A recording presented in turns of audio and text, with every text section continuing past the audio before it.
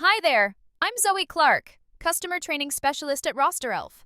Thanks for joining me to learn how to control Workwise AI access for your team. Workwise AI is powerful, but you decide who sees it. Let's dive in. How to open the Workwise AI settings. Click Settings in the top menu, choose HR Hub from the drop-down list. In the modal, select the Workwise AI tab to see the access controls. How to choose who can use Workwise AI. Toggle. Activate Workwise AI to gray if you want to disable access for everyone.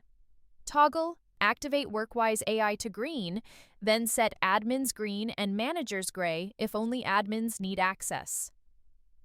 Toggle, activate Workwise AI to green, then set managers green and admins gray if only managers need access. Toggle.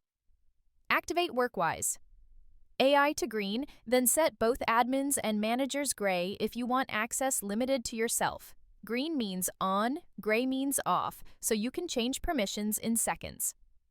How to understand the default permissions. When you first open HR Hub, activate Workwise AI is already green, while admins and managers are gray. Review these toggles after onboarding new staff to keep sensitive answers in the right hands. How to save and verify changes. Click Save at the bottom right of the modal to lock in your choices. Ask an affected user to refresh HR Hub and confirm the assistant appears or disappears as intended. Thanks for watching. If you have any questions, our support team is here 7 days a week. Happy rostering!